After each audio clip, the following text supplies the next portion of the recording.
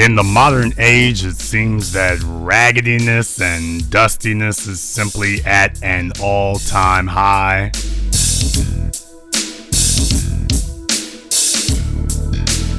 But that's what you have us here for. Greetings, brothers and sisters from around the world, and welcome back to TBA After Hours. I'm expecting to have a couple of our ladies on the line with us here, of course. Kimberly is on with us. Might even get Mona hog-tied on here before it's all over. We will see what we can do.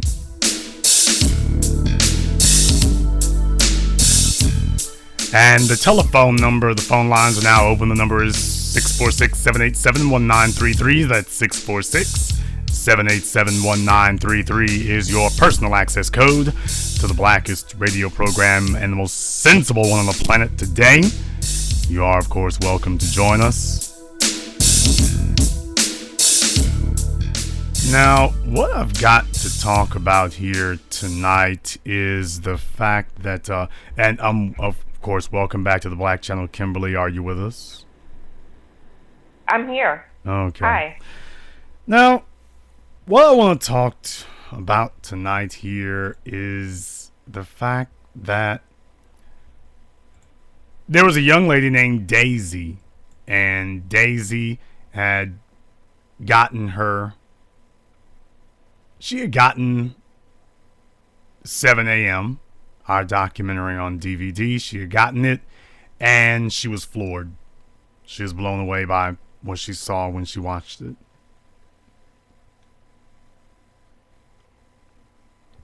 She went to Facebook, and she let people know what she thought. Now, I could give you all the gruesome details, but what I'm going to do instead is I'm just going to read. I'm just going to read for you how the exchange went, and then I'll come back and me and Kim are going to discuss what it is you're about to hear here. Now, her post goes, and I'm reading verbatim now. Economics, politics, court system, media, education. Today, I've watched the most compelling documentary on black plight ever. 7 a.m. is a must-see. I was angered and in pain. We are in a dangerous situation. Our failure to work together has caused the oppressor to enact laws, exterminate, and keep us in poverty. Today, there's more excuses for ratchetness, single parenthood, dusty men and women, homosexuality, and religion. The politicians we vote for are against us, laughing at our plight, but we're the first to take a stand in love of Jordans. We've passed a generation of failure, poverty, and desolation. It's time to change. Thank you, Jason Black, for this excellent documentary. Black first. One person responded to her, yeah, they want us annihilated through economic gentrification, and it's already started in my hometown. She responded, they coming hard. A few more people responded to what she said. And then there was a guy named, ironically enough, Moses. Now, in the Bible, Moses was a man who led his people out of the wilderness. This Moses operates on the exact opposite agenda. His job, apparently, well, anyway, I'll just read it. He responds to her, oh, now you realized. But, sweetheart, there will never be change ever. Our government is funded by slavery. Currency is slavery. Socialization is slavery. Society is evil and brings security. We've been lied to since the very beginning. Now, she responded, I always knew of white supremacy and its implications to black people. Anyone looking to the government to any change is a fool. You can't look for a solution from your oppressor. You have to create your own and build. That's our problem. We give up, seek their approval, and try to out-debate each other. I'm not watching us. I'm watching the one playing chess, which is white supremacy. The documentary just solidifies what needs to be done. He responds to her, once given freedom, we were supposed to leave. You can't do anything to the government. It's called the glass ceiling for a reason. You will never be allowed to touch the higher ups. It doesn't matter where you are, white or black, society is controlled by insecurity, and everyone is insecure. Once we attempt to gain money, you will fail every single time. F the government, am trying to be equal. I guess he was trying to say and trying to be equal. Only way to be equal is just leave and form another government in which we use regular food and water as trade.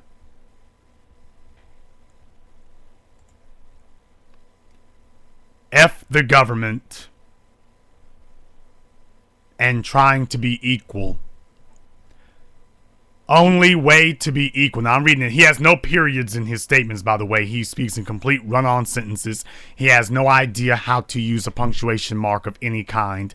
Everything that he puts on is just a stream of rambling, babbling, semi-consciousness. But this is what he said. F the government and trying to be equal. Only way to be equal is just leave.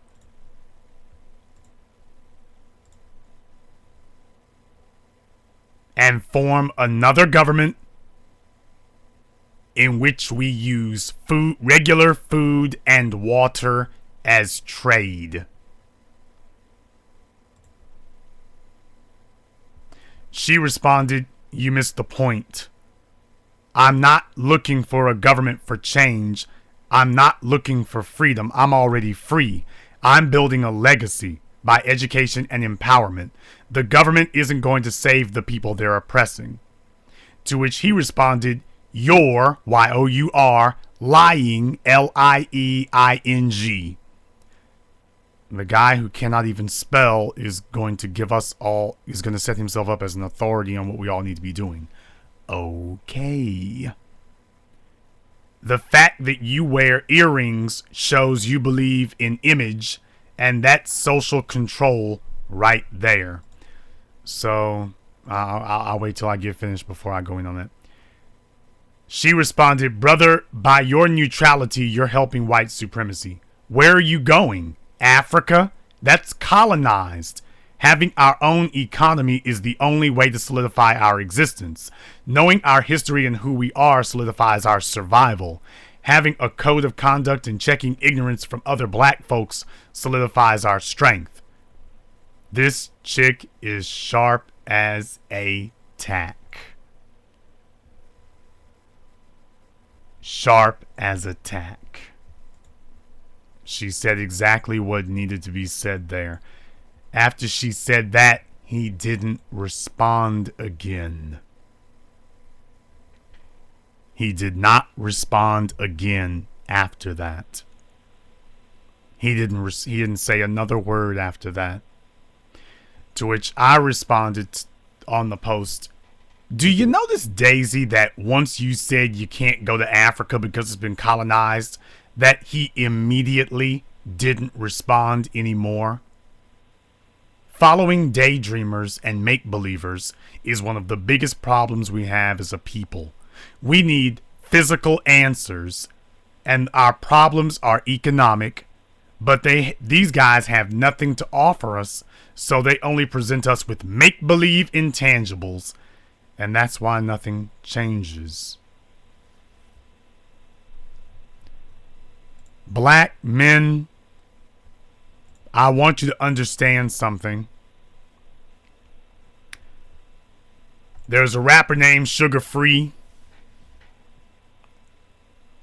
and while his gimmick may have been rather cartoonish, some of the game he was spitting was absolutely concrete. And one of the things that he's talked about was how he says that he's talking about he's a pimp and he's talking to this woman, and he says, I bull jive you you bull jive me, or I lie to you, you lie to me, and later we go home and congratulate each other on each other's lies.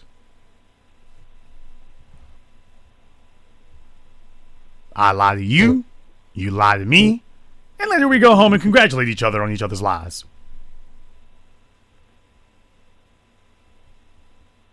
And that's what we have in black society today. A bunch of people who sit around bull jiving each other and then congratulating each other on each other's bull jive. But I want to talk to the men tonight. I want to talk to the men in particular tonight. Because this guy was the most shameful, disgraceful, embarrassing, clod-hopping idiot. And right now in black society, as black men, we are so inundated and drowned with cowards, with idiots, with absolute brain-dead dullards. And now these morons, these ignorant IQ of about 13, potato-headed morons, guys who clearly from his lack of basic English, you can tell that when we talk about these black folk who the education system, they only have a 5th grade education. Well, this guy with a 5th grade education, he has just enough knowledge to be able to connect an internet cable to a modem. And now he's out here in the world vomiting his ignorance on the rest of society at large.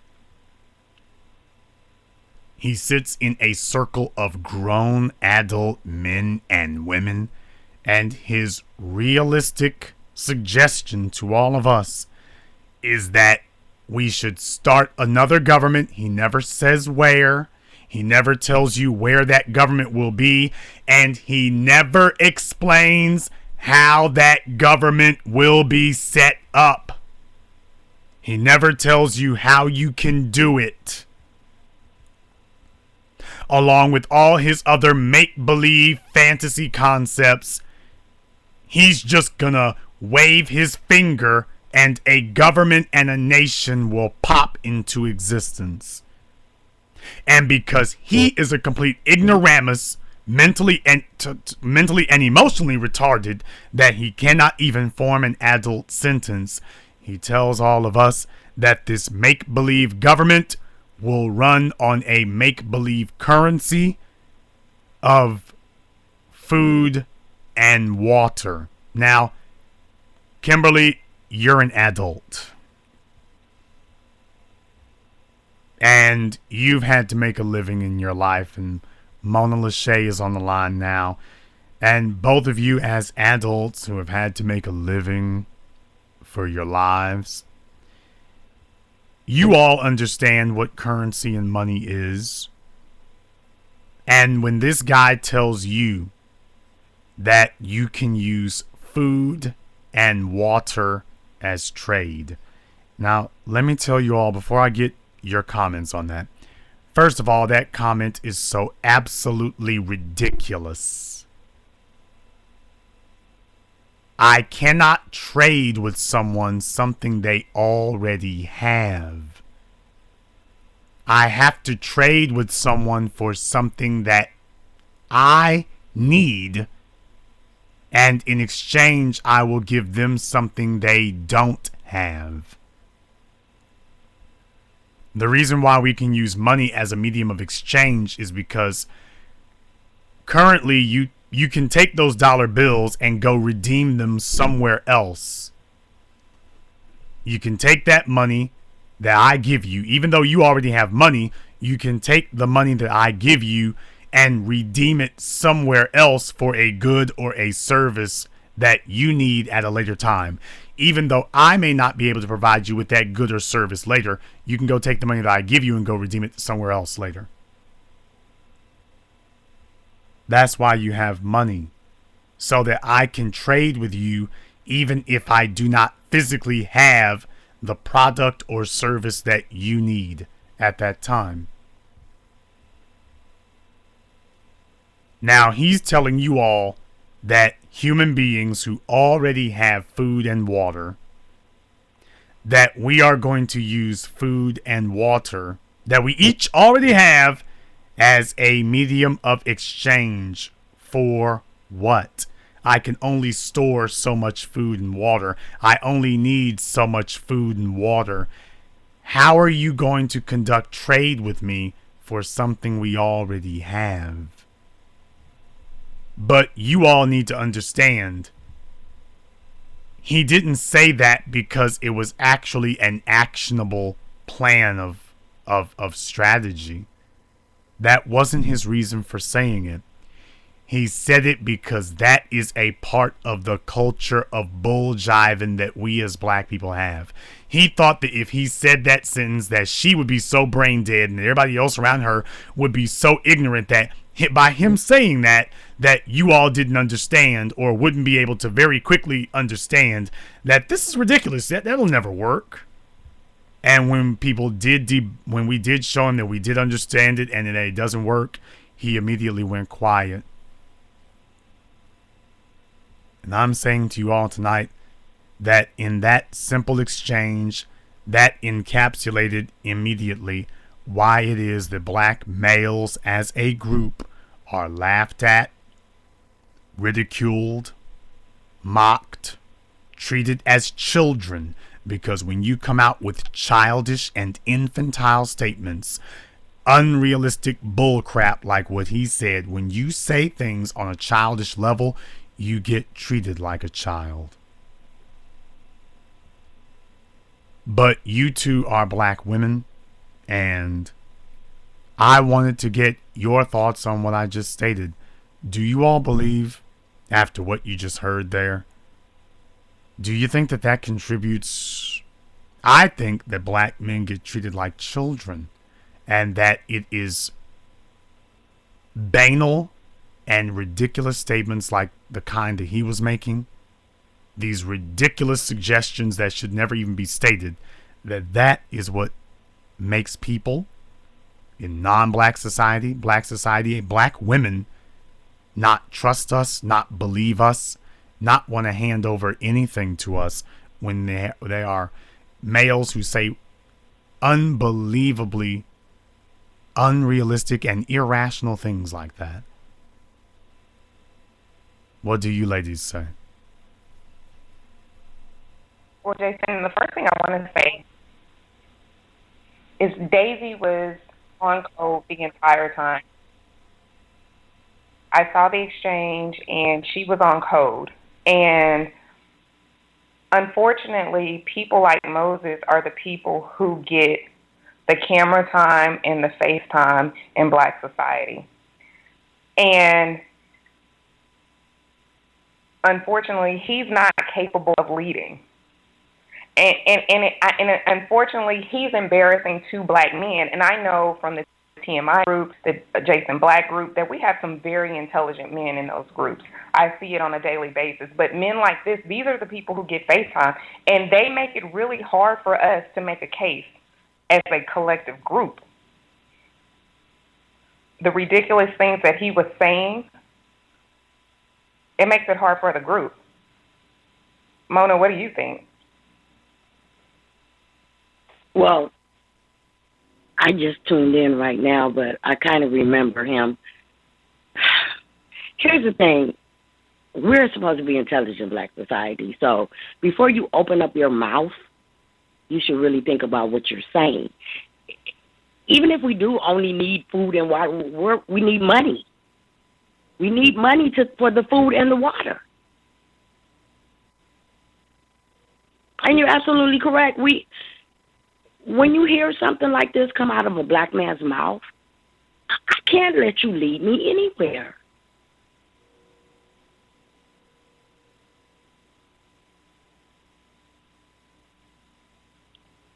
And Jason, again, even during that exchange, you know, like I said, Daisy, she was on point. Daisy knew the responses. Daisy knew what to say. She knew the final goal.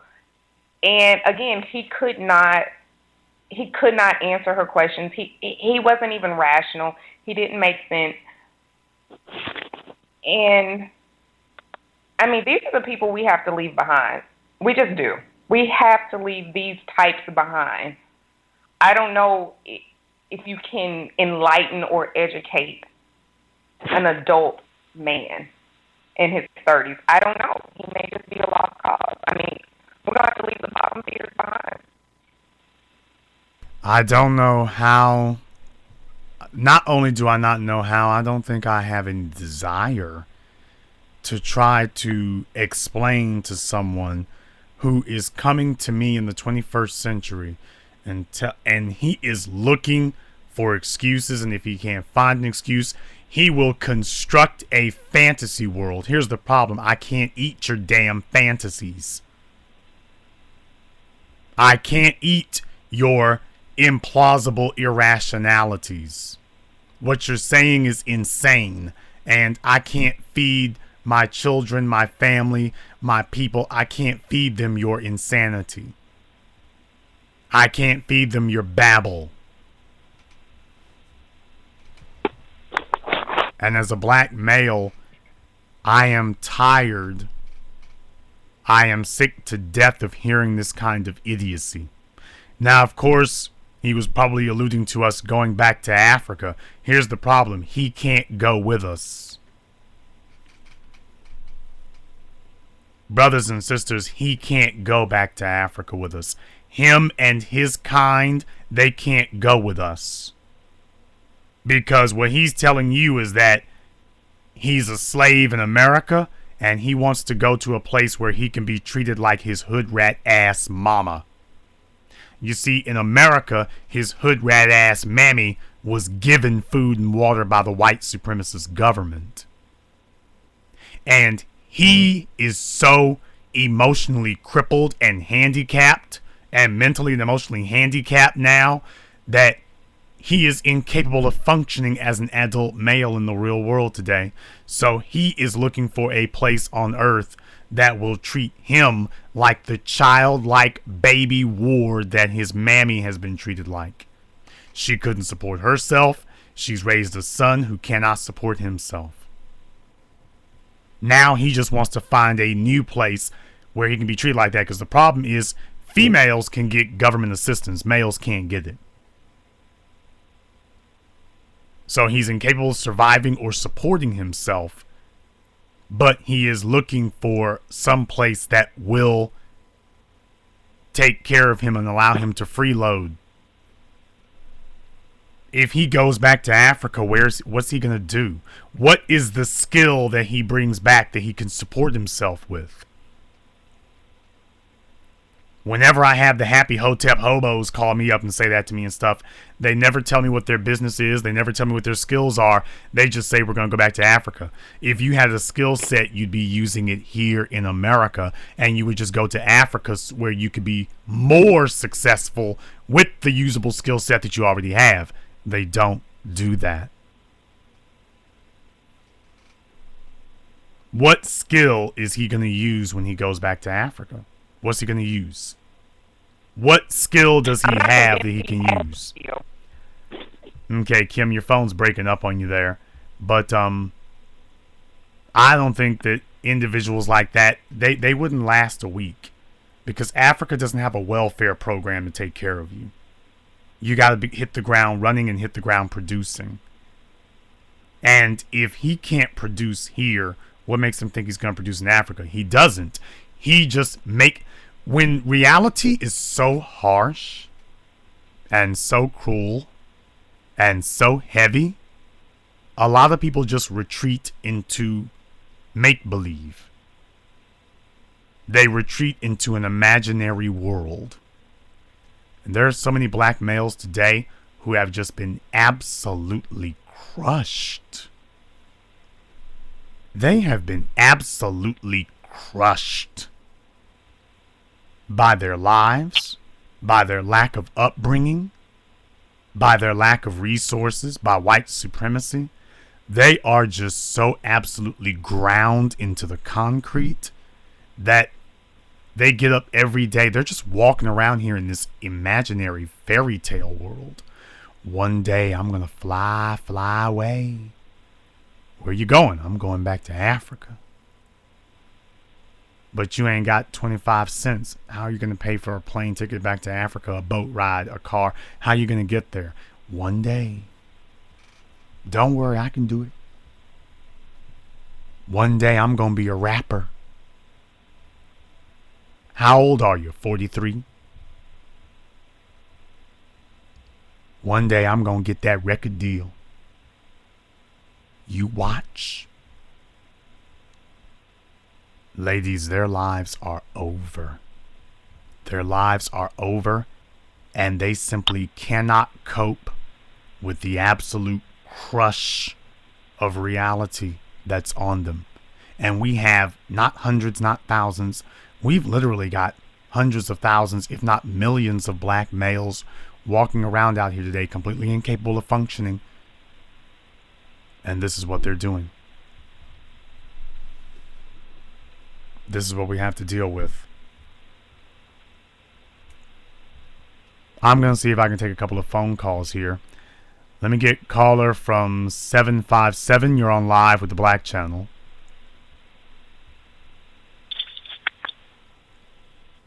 Okay, we have another receiver masturbator. Let me go ahead and let them go here. Get caller from 786. Would you like to talk to us live? Hello? Yes, you're on live. Yeah, this is Daniel from Florida. Daniel from Florida, what's on your mind? Well, hearing the discussion today, I wanted to comment about black males.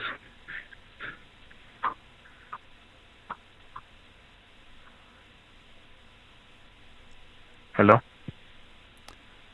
And this is exactly what I mean, brothers and sisters, by black males who are not ready to lead. Daniel, I said for you to tell us what's on your mind. You said one sentence and then you stopped.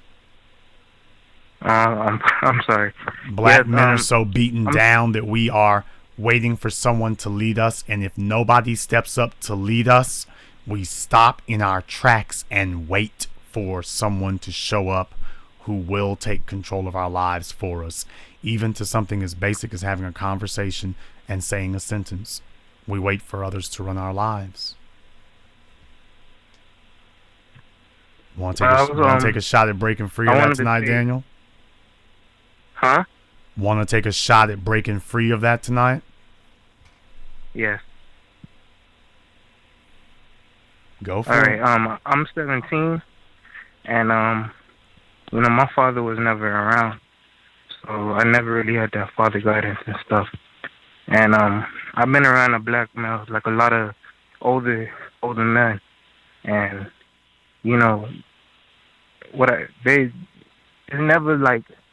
I never met heard a black male speak how you spoke, or focus on power, wealth, and influence, and taking care of their child. The older guys that I talk to or been around, they're bummy and they really don't have nothing going for them. And I'm trying to better myself, and I really appreciate your broadcast, or not your broadcast, but yeah, your broadcast. And I try to listen for advice and try to take in everything you say, because I really value your opinion and things, and it's not nothing new. Now, this is Daniel, how old are you again? 17. 17 years old. Mona Lachey, do you see what they're doing to these babies out here? 17 years old, he's in Florida, and they just dropped him off. Yes, I do. That ain't right, Mona. They're out here dropping these babies and just telling them, hell, white supremacy is running wild, but you just go out there and go figure it out. You go figure it out.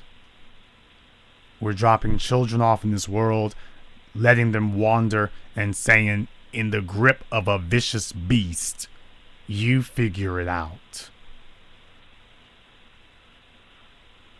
And he's in Florida. That's a no man's land for black men.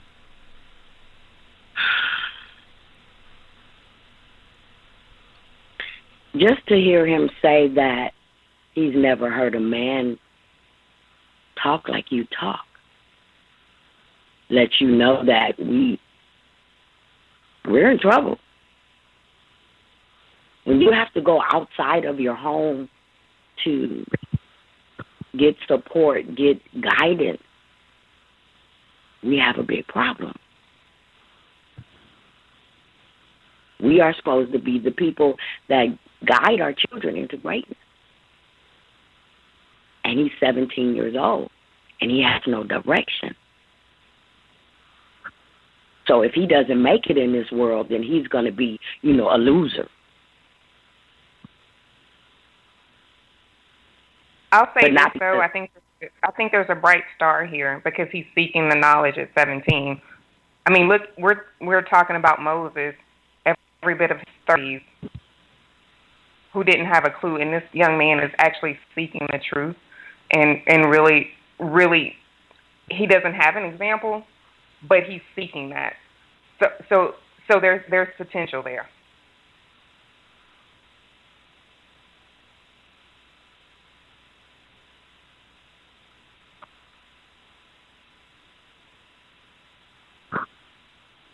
Young man, can I ask you a question?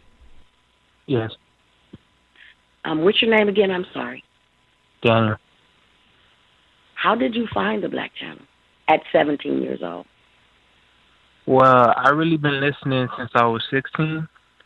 I first, seen Jason on YouTube, and I would listen to his broadcasts and his videos, and it just was something like I never heard before. It made so much sense.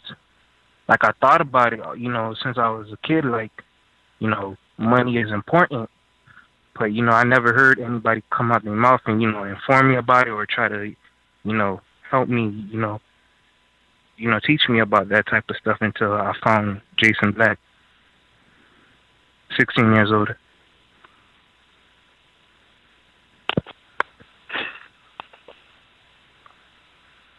And I try to take, I'm listening, and I always try to listen because I really don't have, my mom, she's a single mom, she really don't know nothing about that. And How old she is your prays a mom? lot, she go to church a lot. How old is your mom? She's 47. Ooh.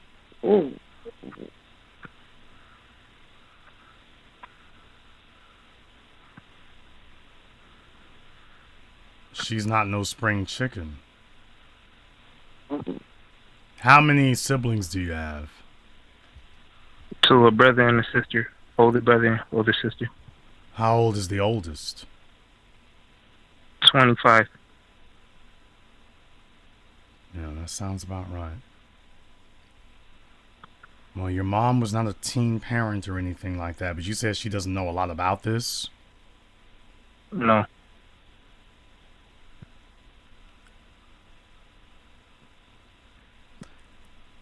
Tonight, brothers and sisters, it's time for some tough love, everybody. Not even tough love, damn that. It's time for some discipline. I don't give a damn if you think it's love or not. I don't have to love you to discipline you.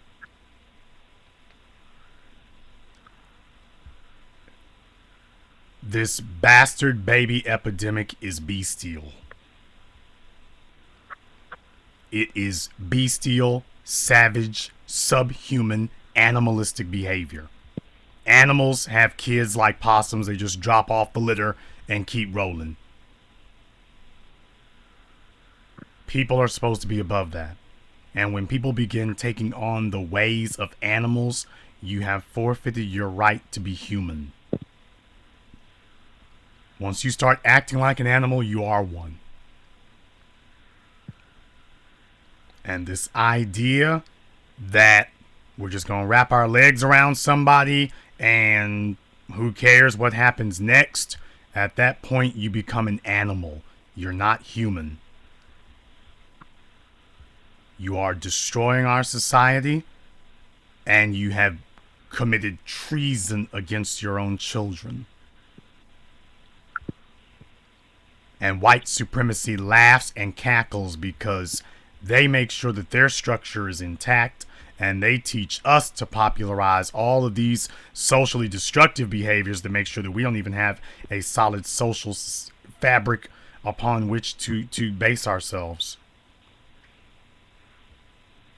And all of you people who are out here playing this game, giving the prisons plenty of new people to lock up, because that's what happens when you live in a world that runs on money.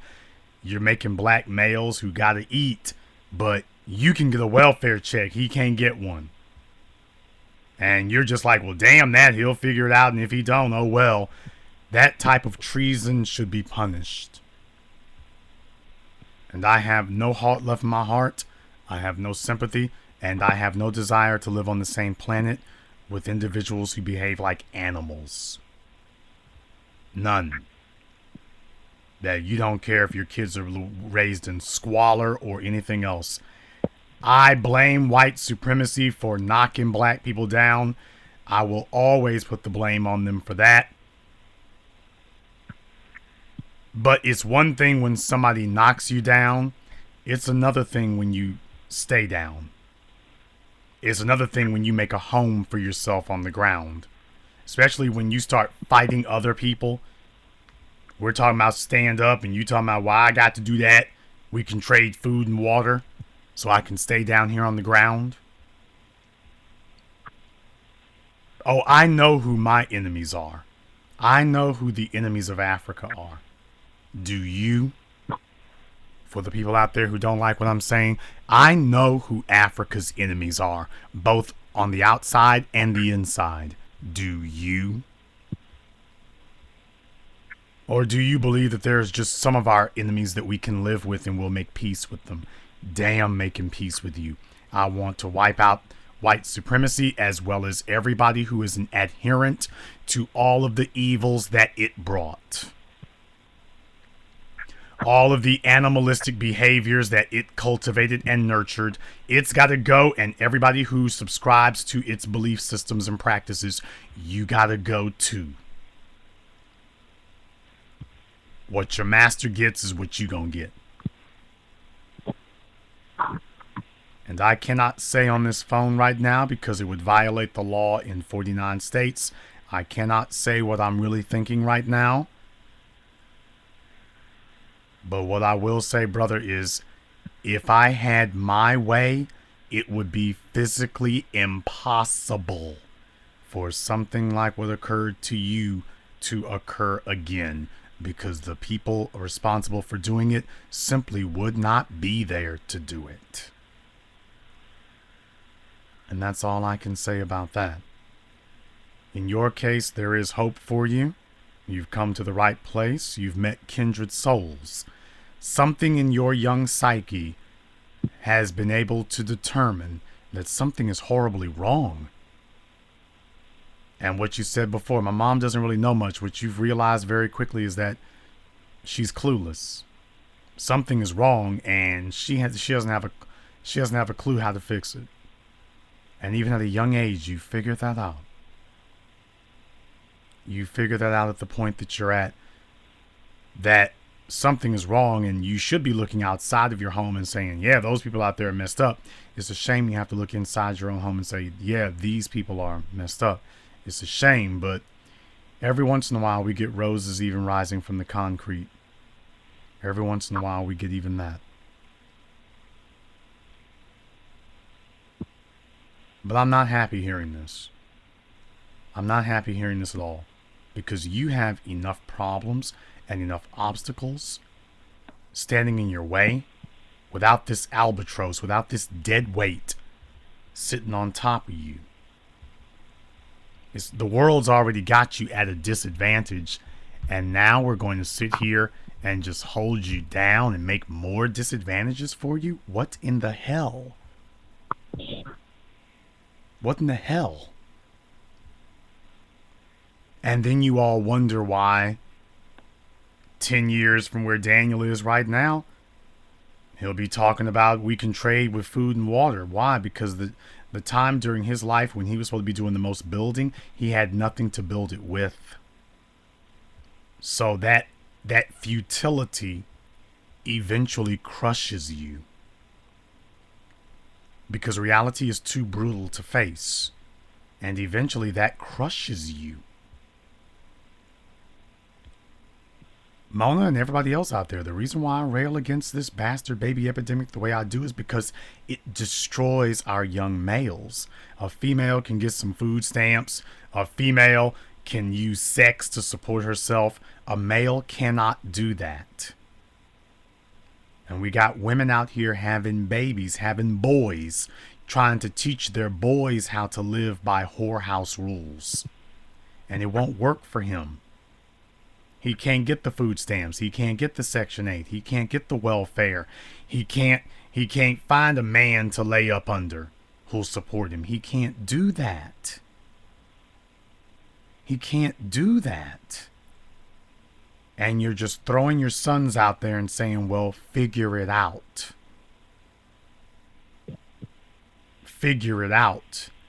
And if they're lucky, they'll stumble across Jason Black or Claude Anderson, because it's not like the bastard baby makers are making it a priority to teach their children that we even exist. Most of the bastard baby makers hate me because I speak against single motherhood. Why? Because the number one cause of poverty is raising your children in a single mother home. That's the number one cause of poverty. Number one cause of poverty. I would be negligent. I would be criminally negligent if I told you that I was going to speak against poverty but refuse to speak against single motherhood. That would be criminal negligence. Not only would I be inadequate and inept and inaccurate, it would be negligent for me to tell you that I'm going to teach to you how to be against poverty, but I'm deliberately going to leave out single motherhood. That's criminal negligence. That's criminal.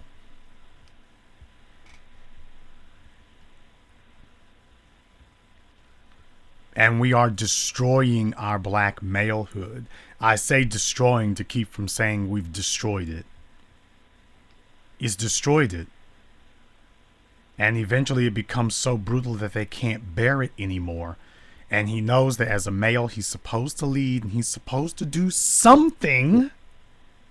But he has no tools and no way to do it. So since he doesn't have any real tools to lead you with, they retreat into a delusion. And then he starts trying to lead you with his imaginary tools. Because he knows he's supposed to do something. He knows he is.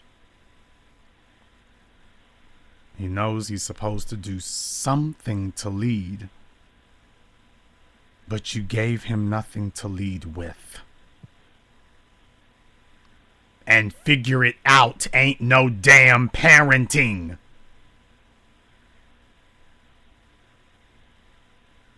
Figure it out is not parenting, people.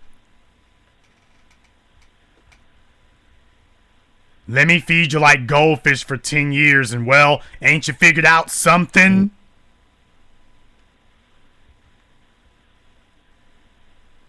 You are supposed to be mentoring your children, not slinging them out there in the world like water out of a window and saying, figure it out. The words figure it out should never come to a parent from a parent's lips to their child about navigating the world.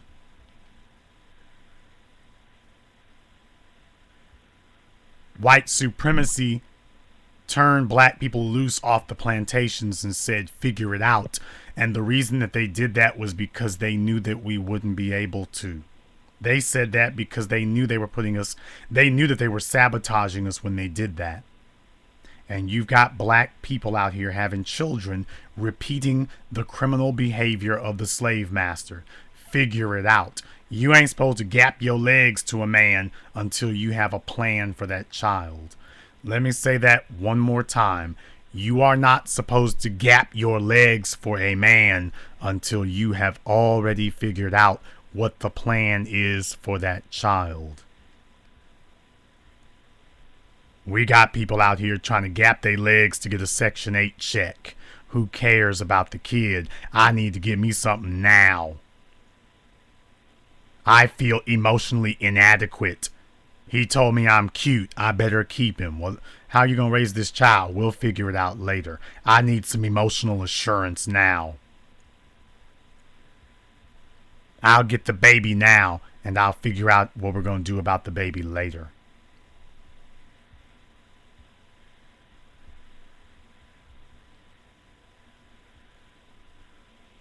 When you talk like that, you are a tool of white supremacy. And I will be uncompromising in stating that truth. I will be uncompromising about it. Jason, unfortunately, I feel like Daniel is probably the norm. He is. I mean, 75% of our black children are raised that way, yes. And I guess my question is, why are black women having children with the expectation that the children are supposed to figure it out? And I put that onus back on black women. I'm not going to point finger at black men.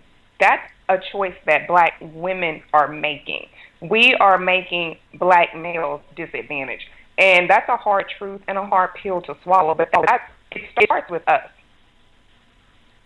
The end. It's not a big debate. As a woman, I'm not going to take the side of women. It starts with us.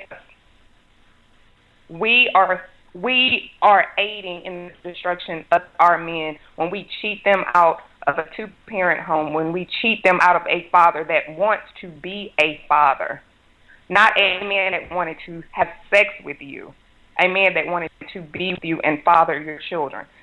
A lot of these conversations could be thwarted. The people like Moses, we probably wouldn't be having to deal with. A man like Moses telling us, well, money ain't going to really solve the problem.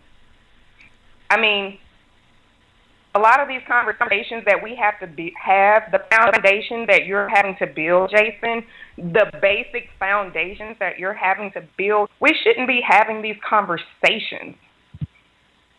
But we do. We have to have these basic level conversations like with adults. I mean, these are conversations that we should not be having as a society. It's very logical. You need two parents. It's very logical. You need money. Why do we have to have this conversation? I mean, really.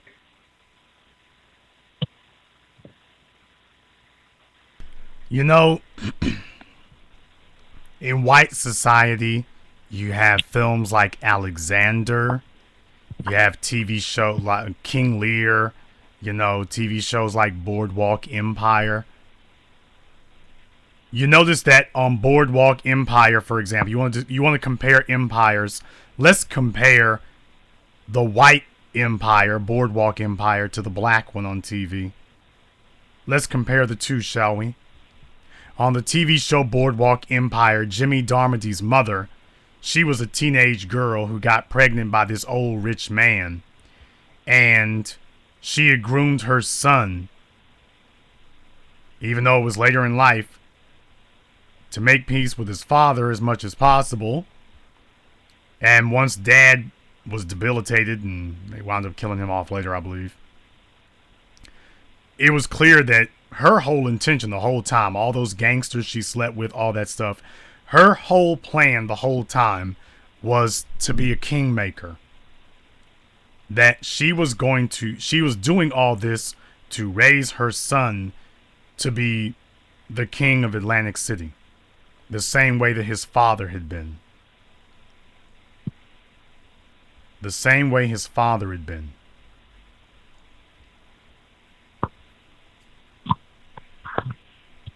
Now let's take a look at black society.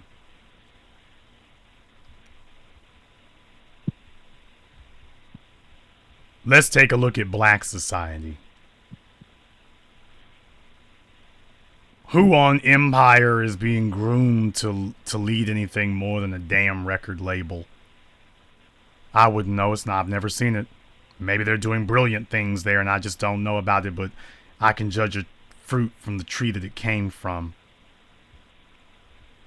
In black society, where are the black women who are grooming their sons to be lords of industry, to be lords of cities? Where are they? Or are they grooming their sons to live by whorehouse rules? And what I'm saying is that that is what is inexcusable. You want to talk about Makeda Queens. Makeda Queens, a queen's son is not a servant. A queen's son is supposed to be a lord. She's supposed to be giving birth to royalty. And yet we are giving people passes for emotionally crippling their own sons and raising their sons to be somebody else's servant. Or worse, somebody's prisoner.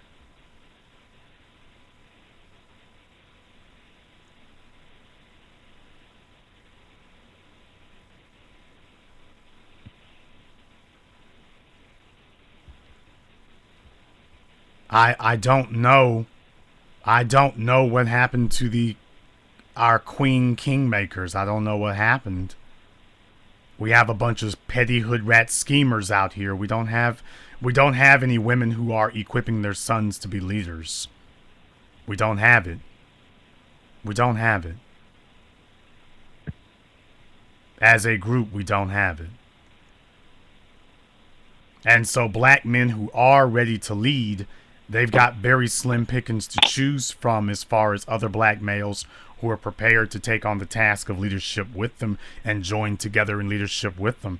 They've got very slim pickings to choose from.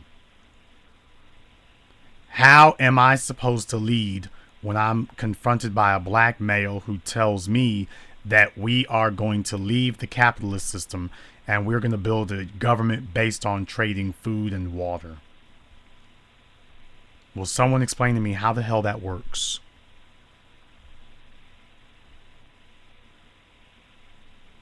Somebody, anywhere. Somebody explain to me. It doesn't. How do I build with another black male who tells me that collecting food and water, how do we build hospitals with food and water?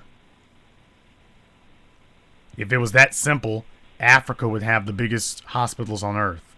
How do we build a hospital with food and water? Somebody in the chat room, somebody on the phone, explain to me, because I don't know. You finally found something that TBA don't know about. How do we build a hospital with food by trading food and water? I guess we do it with prayer. And I mean that in a very sarcastic way. Daniel, you mentioned your mother's religion.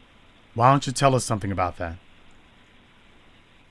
Well, she's very, very religious. Like everything, like it's anything. Like I the other day we got in a little argument because I was like, your kids, like I tell her, because my brother and my sister, they're not doing well either. They're in Orlando right now and they're struggling. And my sister's about to move in with my older brother, and I'm telling her, I'm like, all your kids are basically failures. And she's like, well, God, leave them God and get better sooner or later. Wait a minute, you told her all your kids are basically what? Failures. All your kids are basically what? I'm not making out what you're saying. Failures. Failures, okay. All your kids are basically failures. And her response is she'll leave it in God's hands. Basically. Now, that tells you that this woman, you told her that your kids are basically failures. That was supposed to be the moment that she responds to you. No, that's not true. Let me show you my kids are successes. She didn't even try to argue with you over it. Your kids are failures. Well, it's in God's hands now. And I squatted them out. That was my job.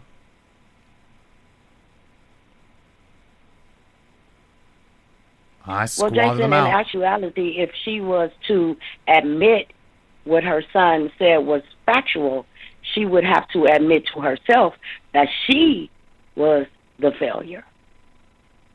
So, of course, she had to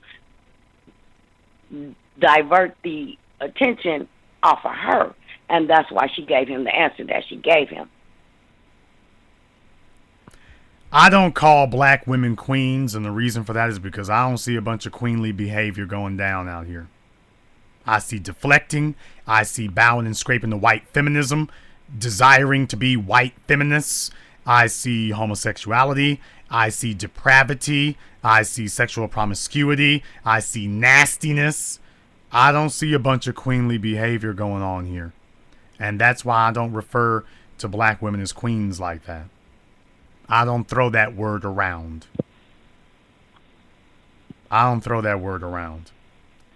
Brother, is your mom from the United States? No, she's from Haiti. Okay. So she was born in Haiti and raised in St. Domingue. Okay, she was born in Haiti and raised where? Dominican Republic. Okay, you're mumbling a lot, brother. Please stop doing that. She was born in Haiti and then raised where? Raised in Dominican Republic. Raised in Dominican Republic. Okay. Those places were dominated by white supremacy. White supremacy relegated them to the level of animals and cattle, to behave like dogs. And so they brought that slave behavior here with them. And I'm telling you, brother, you are on the right track. You see it correctly.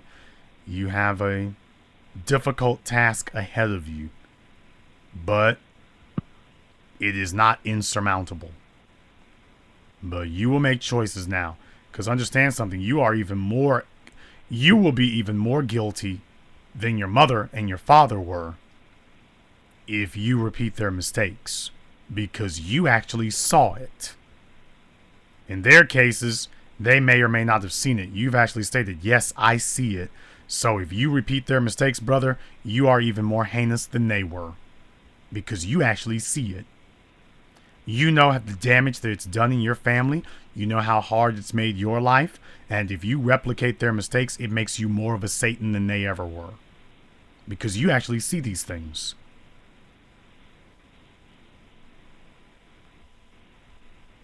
You actually see them. But that's the reason why I'm listening to you, because I really don't know, like where to begin, like where to start, because my mom never told me nothing. My father never been around, and there's no other black men around me that can tell me. You say my father's never really been around. Brother, has he never really been around, or is this a man you simply never met? I met him. Yes, I met him. He lived with me. He lived when I was very, very young. Like the last memory I have of him living in the house with me and my mom was when I was 5. And you're 17 now. So, last time you remember your dad, you were singing along with Bert and Ernie. I'm sorry, I guess would that be? That was when I was a kid. Maybe was it Elmo? Barney. Yeah. You were singing along with the big purple dinosaur when you saw him. I'm not a religious person, but individuals like him are what make me wish that hell were a real place. I wish it were. And I would gladly, if I could take all of them with me, I wouldn't have a problem going if I could take them all with me. I would gladly roast to see the rest of them there, because of what they've done to these children. Adolf Hitler must be given access, not just access, Adolf Hitler must be given the keys to the gates of heaven if any of these people are allowed to go. Because what they have done in many ways is more of a crime than what he did. In many ways, it's more of a crime. Because they're doing it generation after generation. At least the Allies dropped a bomb on his head. These are people who see bad things and say, I want to be a Satan. And I want to do it to my own children. Adolf Hitler did it to other people's children. These are people who do it to their own. Do you all understand that? These are people who look for ways to victimize and hobble their own children. No wonder you got black males out here talking about, I don't need money. I will spiritualize. I'll pray my way out of it. Look at my spirituality, because he's trying to tell you I'm supposed to be building something. I know I'm supposed to be building something. I know I'm supposed to be, but I ain't got no tools. Nobody ever showed me. Hell, nobody even talked to me about it. I don't know nothing about building nothing. And now you're telling me that I can't eat because I can't build nothing?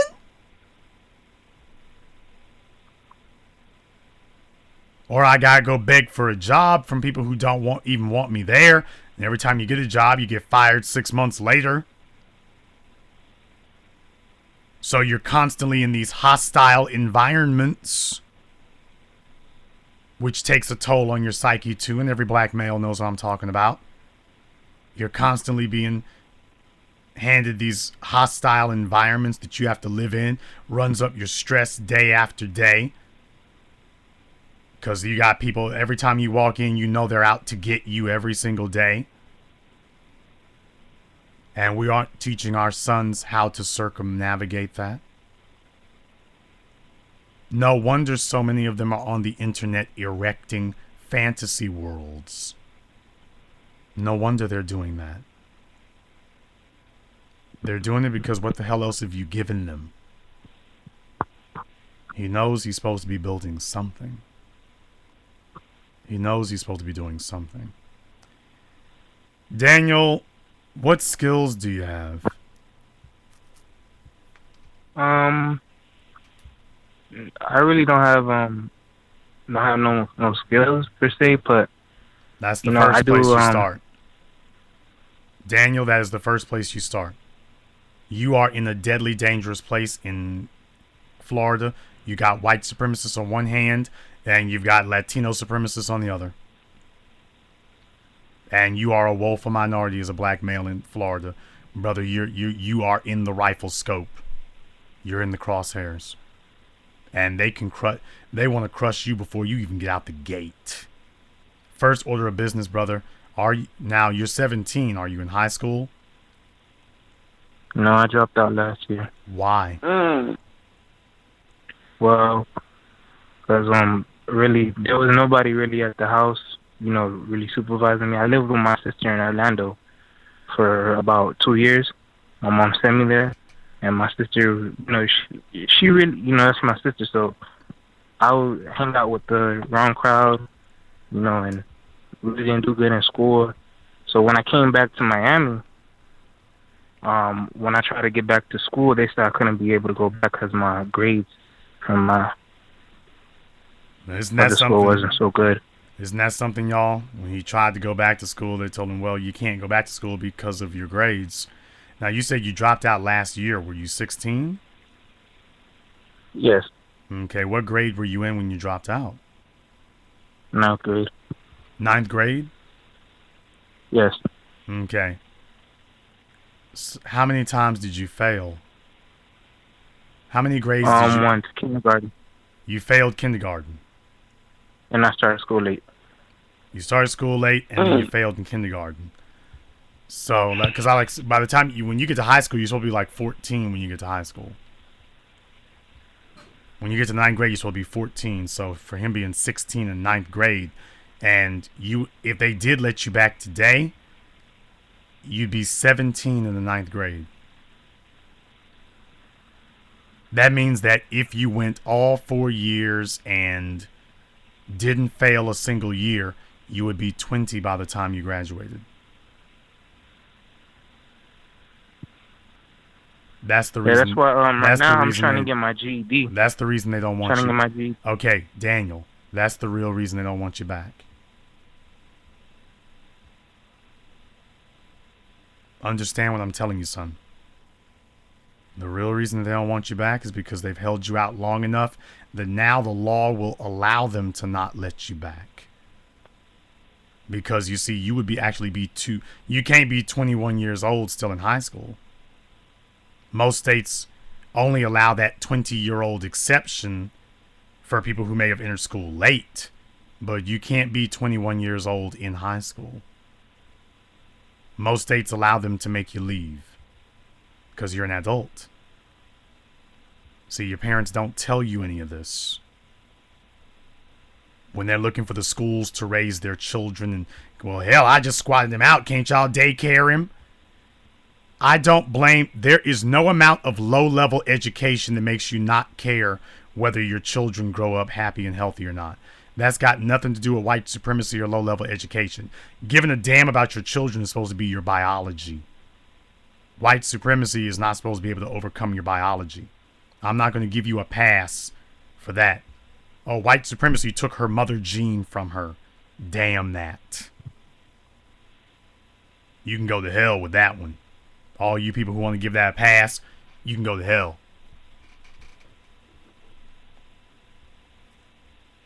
So yes, you will need to get your GED, brother, because you need to take a look at going on to the next step. I'm going to tell you what you need to do, especially in your position. I hope you'll listen carefully. If you do, it will get your life back on track. If you do not, you're done for. You understand? Yes. Okay. You are going to need to get a certification or a degree in computer science, computer programming, or engineering. Those are math intensive, but it will help you to undo this screw job that your parents did to you. The reason why you want a certification or a degree like that is because it will allow you to go anywhere on this planet. Not in the country. You will be able to go anywhere on this earth. And you will have a skill that you can immediately start making top dollar with. And you will never have to worry about being somebody's servant again. And you'll never have to worry about sketchy employment. And you'll eventually be able to start doing your own thing, because you will have a skill set that is so high that they can't freeze you out and they can't send you back to minimum wage. I've got our good buddy Marty. He's very good about that. And I will personally threaten that Negro with physical harm if he does not help you out with this.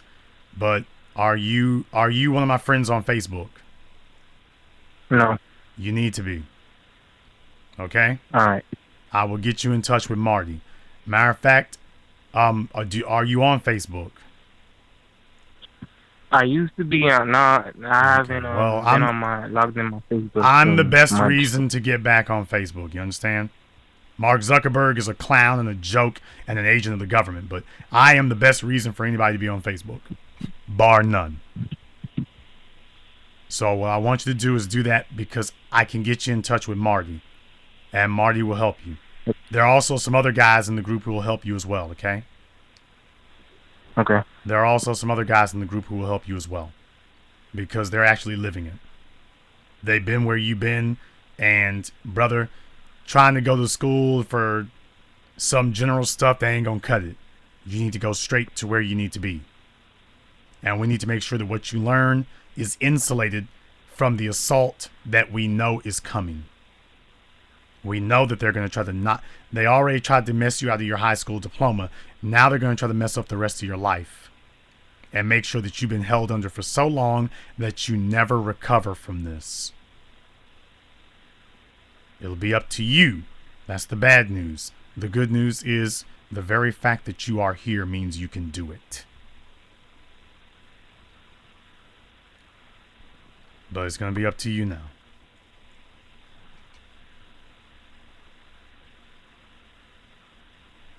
Thank you. Thank you so much. I'm gonna. What's the group called again? It's the official Jason Black group.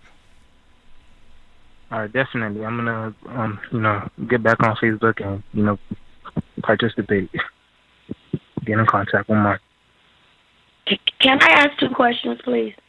Go ahead, Yes. Mama. Why did you get sent to your sister's house? Well, because I really don't know the reason. My mom just, I think it's because it's financial. Did your mother have a job? Or She does did. she have a job? She did, but she have other people, in her house during that time. Like sisters and family members that basically freeload off of her. Any And I guess, any boyfriends? nothing to my knowledge.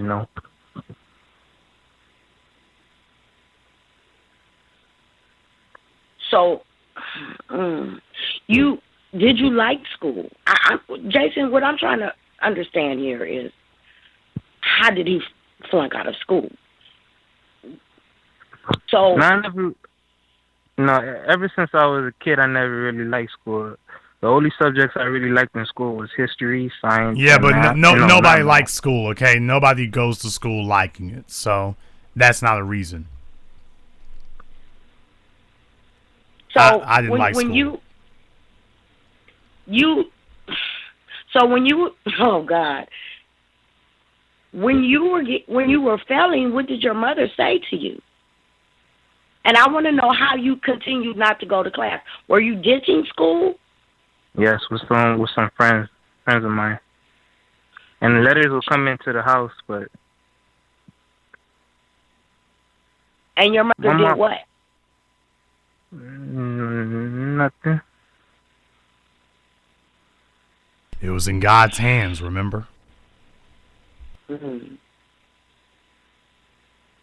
And I just want to point out that's a falsehood that we think that our boys are going to get a fair shake in the world. That they can ditch school, they can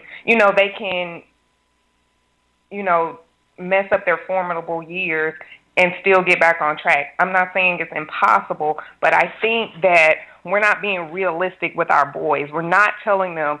I mean, he should have been aware of this before he was even in high school, that, hey, you're not going to get a fair shake.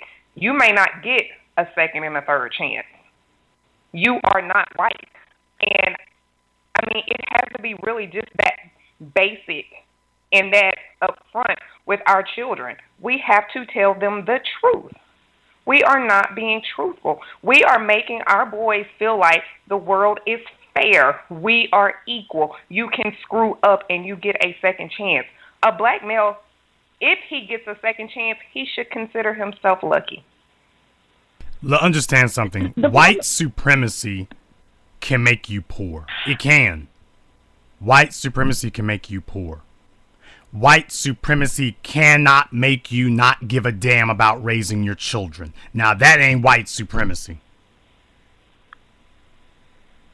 White supremacy doesn't make you not give a damn if your kid is in school or not. That's not white supremacy. I'm not going to let people sit up here and hide behind it. That's not white supremacy doing that. I don't disagree with that at all. I think the mother failed. I think the father failed. But, I mean, we have to be realistic with our children. We have to be realistic as parents.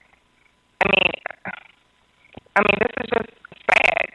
But I'm glad that you're here, Daniel. I'm glad that you're here. I'm glad that you're trying. But, there's a lot of responsibility that needs to be heaped in a few other places right now. I'm a little frustrated at that.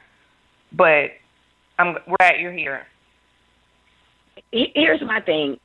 He said he flunked out of kindergarten. He was a baby. This is a baby.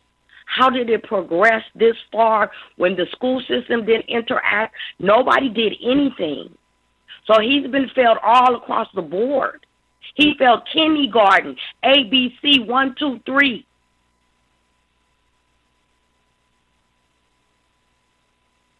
And he had older siblings. And they just were all out there, oh my goodness. I mean, this goes back to the parenting. I mean, you failed your child if they are failing, kindergarten, first grade. I mean, there are some things that are not going on in the home. I mean, Daniel didn't get to the place he is overnight. Absolutely. Do all your siblings have the same fathers? No. Of course We have all three not. different dads. Of course not. Ding, I'm ding, sure that ding. her. So, hey, no shock there. I'm Hey, hey, sure. I think Jason's on to something. I mean, the paths keep leading to the same point, the same point, the same point. It fits the I, profile. I, I didn't even think you had to ask that question. Honestly, I knew that was going to be the answer. Well, you know, I'm sure her sexual history reads like a trip through Haiti. At least to the Caribbean, whatever. I hate to say that. What I'm saying is that people need to think about what they're doing. I'm tired of people sitting up here having kids and not giving a good damn about them. I'm tired of that. I'm sick to death of it. Who do you live with now, sweetheart? I live with my mom. Oh God.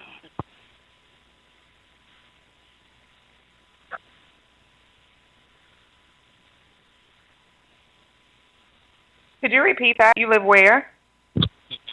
With his mother. Okay.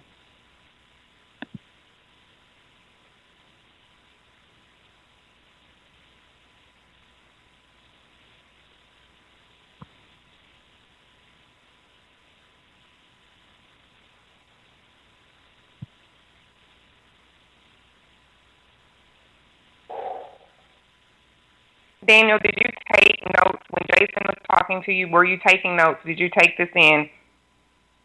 Yes, I did. Okay. Make sure you listen to the replay. If you didn't get it all, go back, listen to the replay when he posted on YouTube. Take those notes. Take these things to heart. This may be the only mentoring you get. But, It is the only take that. mentoring I get. This is the only.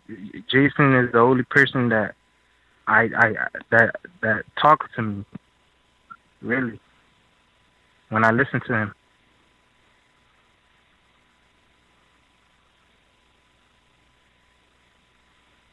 May I ask what you're currently doing on a day-to-day basis right now? Nothing. Just my mom said Tuesday she's gonna take me to go do my GED. So she wouldn't help make sure her son would get his high school diploma, but she will help him to get his GED.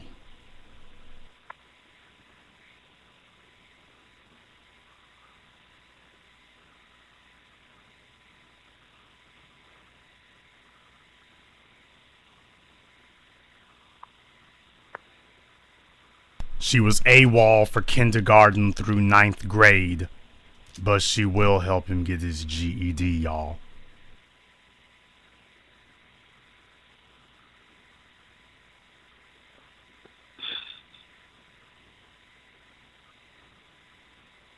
Somebody in the chat room made a good point. By the way, don't share any of this with your mother. Okay. Don't breathe a word of it to her. She'll be the chief one trying to sabotage it like she has everything else.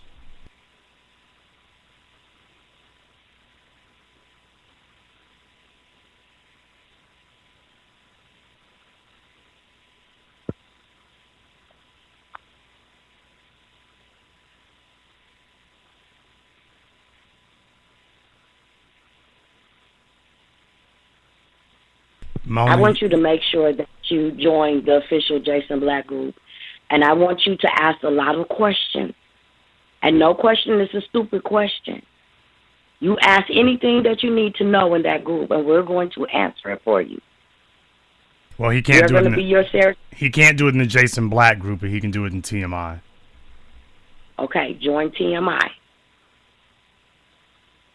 That's capital T, capital M, capital I. Right. Just once you send me your friend request, I'll add you to both of those groups, okay? All right.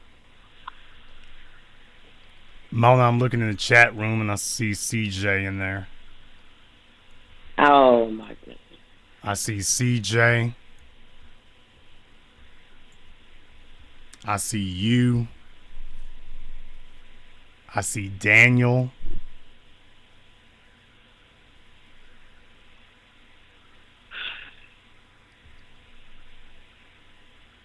And when will you be 18, sir? October. I see all of y'all moaning and y'all all have the same story.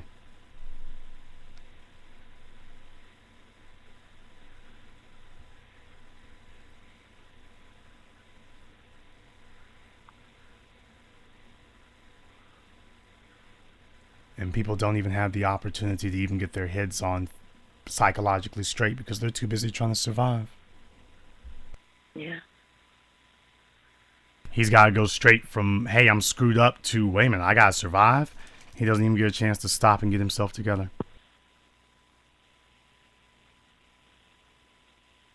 Yeah, he doesn't even have a chance to breathe.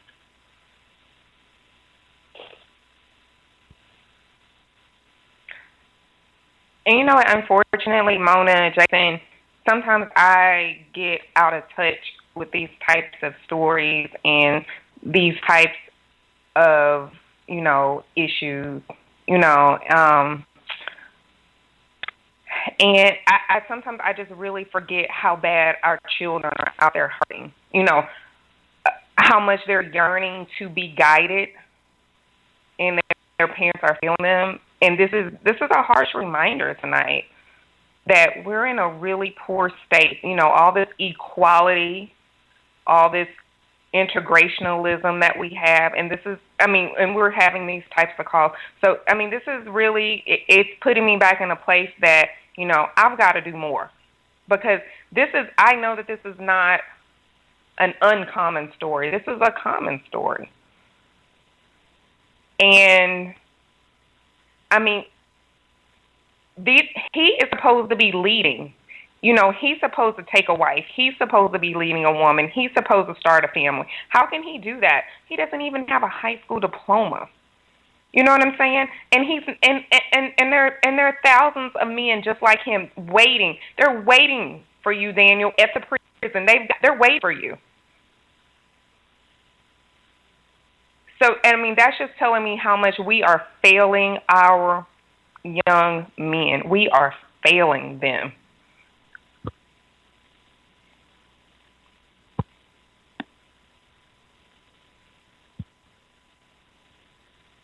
When you have not been given the tools of manhood, you cannot be a man. And this shows you that the majority of black men, they have no idea of what it truly means to be a man because they have never been given the tools. They've never witnessed it. They've never practiced it. And they're just out there stumbling around and taking other people down with them. And they will fight to the death, proving that they're a man, and they're not.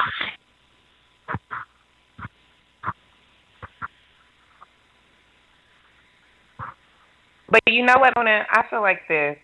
If you're having children and your attitude is they need to figure it out, what are you having children for? If that is truly your attitude, why are you having children? Just like Jason said, you're having children with no plan.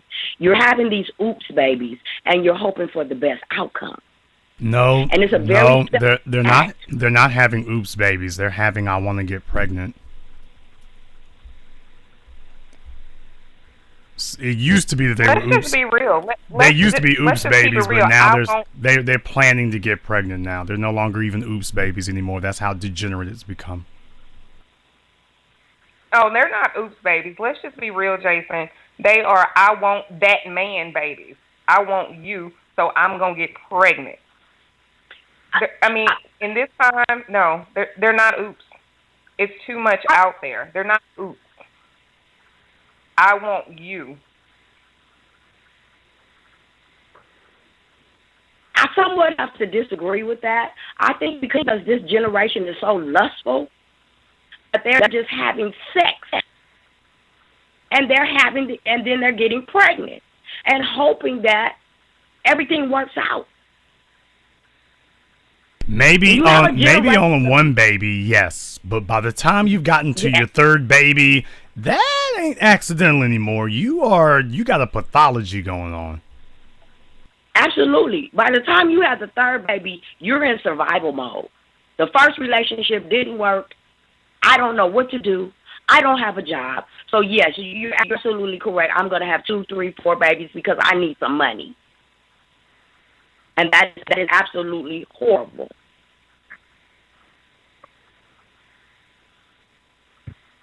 She had 2 children before she had this baby. And none of those worked out. And nothing, no red flag, light bulb, anything went off in her head that made her stop. And then here comes this young man. She was in her 30s when she had this baby.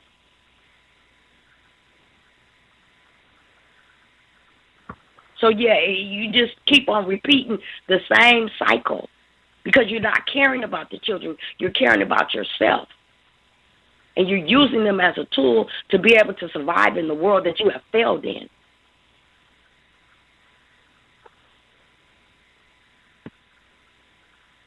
And then you get mad when somebody calls you a bastard baby maker.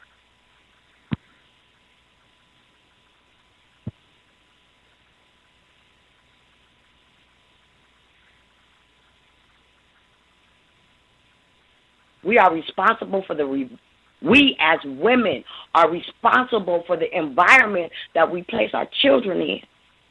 We are responsible, and I say it, and I'm going to say it again, on who we allow our children to call daddy. We are going in here with these men, believing whatever the hell they say, and trying to make something out of nothing that ever was. And our babies our babies are getting the short end of the stick.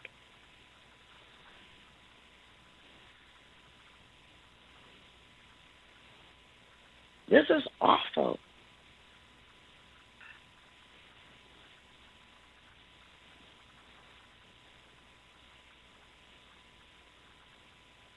So while you're sitting doing nothing every day, where's your mother?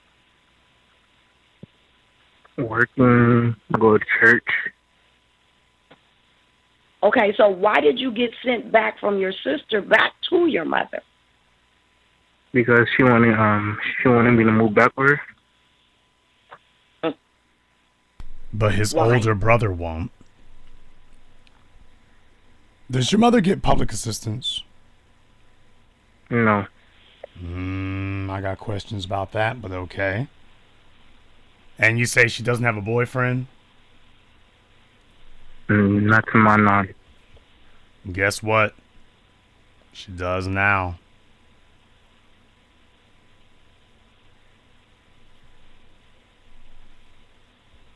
So when she asked you to move back with her, what was her reasoning for you moving back with her?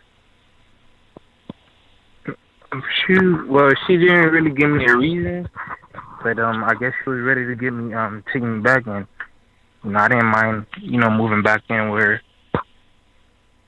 It's been 2 years since I haven't stayed with her. Why didn't you mind moving back in with her? Where else was he going to go?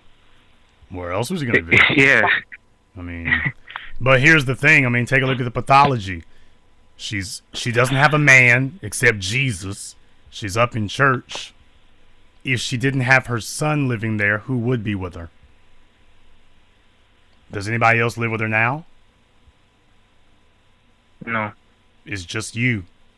So if her son was not with her, what would she have? Her 2 other children are doing anything they can to get away from her.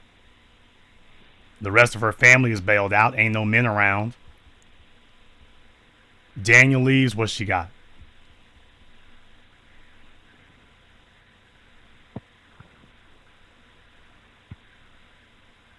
Who does she have at the age of 45? 47. 47. No, sorry, his brother is 25. What does your brother do? He works at Walmart.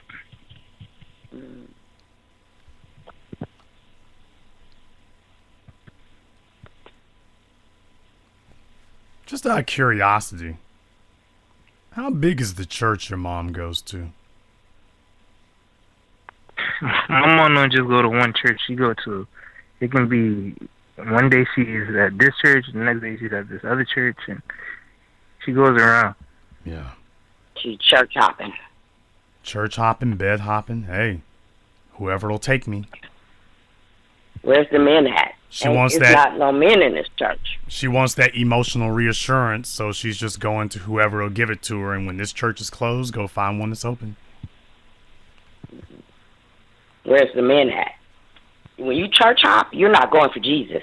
You're trying to find the men. Mona, you're not going for salvation. In all honesty, to be totally honest with you, remember what I said to you before about the crush of these things takes a psychological toll on the men? It takes one on the women too. Fractures their psyches. When they start looking for that emotional reassurance, it becomes this bottomless pit that you can't fill. I bet you if you go to her house, I bet you she's got the religious programming playing 24/7. I bet you she can tell us about the 7-Day Adventists, the Mormons, and everything else. I bet she can.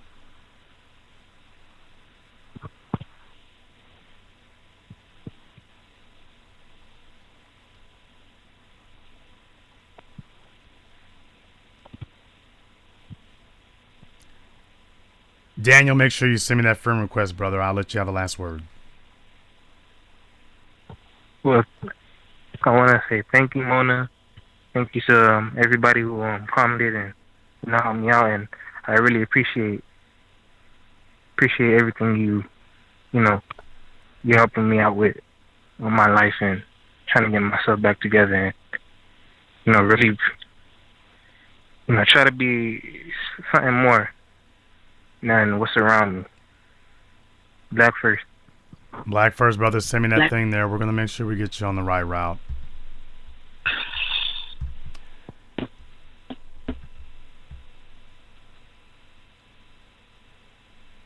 No mercy. No mercy. Not now, not ever. Caller from 501, you're on live with the Black Channel. Hi, Jason. It's Alex. How are you? Hello, Alex. What's on your mind? And just was really listening to, I think his name was Daniel. I was catching most of it secondhand. But he was saying that it was just so disgusting to me that, people really don't want to be parents. They get pregnant and they have these children and they don't want to be parents. So they sabotage their children and they sabotage themselves by getting pregnant in the first place. And I'm just like in tears almost for him because he didn't deserve that, He didn't deserve to be brought into a life where he can't thrive and he's not able to do anything for himself. He doesn't even have an education that, we had 10 years ago. It's awful. And I'm so sorry for him. And I'm glad that he's found this. He's found the Black Channel and he's found all of this so he can at least try to get back what he's lost. Some of it. I don't know if he can get back to where he needs to be, but he can try.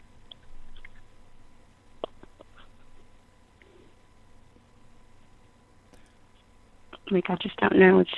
It's sickening, honestly.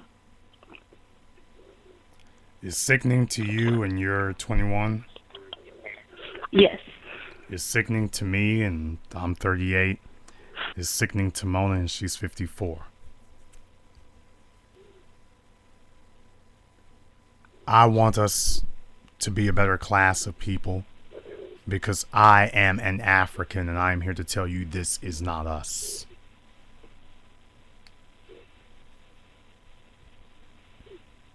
This is not us.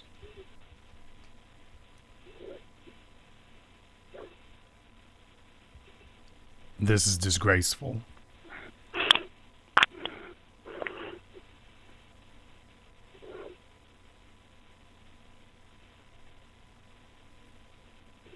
You're right. we shouldn't have to hear things like that about black children. I've been made aware of, I think, another caller that you had and had a really just awful life at the beginning of her life. And it's disgraceful to me as a black woman that another black woman would allow these things to happen to her own flesh and blood. Like, I could not even imagine. I'm not a mother, but I can't imagine someone who spent time inside of my own body having to deal with anything that I've even had to deal with, or worse. I would rather die than have my child suffer even an ounce of what I've had to deal with, or anything like either of those people that you've talked to before.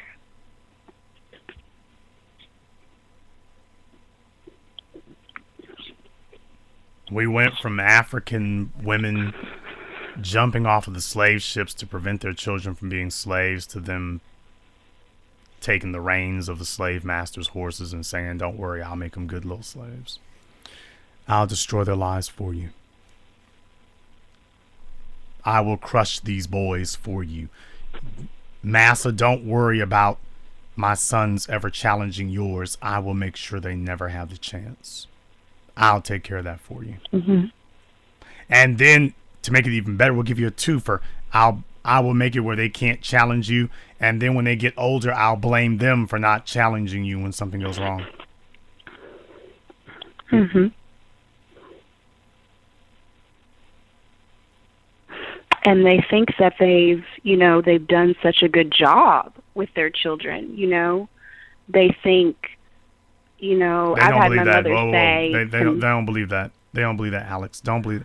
They do not believe they've done a good job with their sons or their daughters. They just want to get away with the crime. That's all. And getting away with the crime means people cannot see that you committed it. What does every criminal do? Does he think that he really didn't rob the store? Of course not. He just wants to get away with the crime. Not guilty. Mm-hmm. But don't be deceived. They don't think that they did anything good. They know they messed these boys up. And that's why his mammy, all she could say was, "Well, it's in God's hands now. I took care of the job of squatting him out and screwing him up. Hey, whatever. It's in God's hands now." Somebody explain to me, where's the white... How does white supremacy make you not give a damn about your own children? How does white supremacy make you have children specifically for the purposes of messing up their lives? How does that happen? I know I've been saying that over and over again, but we have to start holding people accountable. We absolutely must start holding people accountable. If you ever want to get back to a day and age where we can talk about black women being queens again, we have got to clear out the whorehouse. We must. These children deserve better, because this is criminal. What we have heard tonight is not just criminal, it is war criminal. But you know what, Jason? I really believe black women have good PR. I mean, when I say PR, I mean public relations within the black community. Because we hold ourselves, I'm not a mother, but I'm speaking on behalf of black women, we hold ourselves on a higher plane than a man. Watch when Mother's Day comes along. Black women that have done nothing for their kids, they become saints.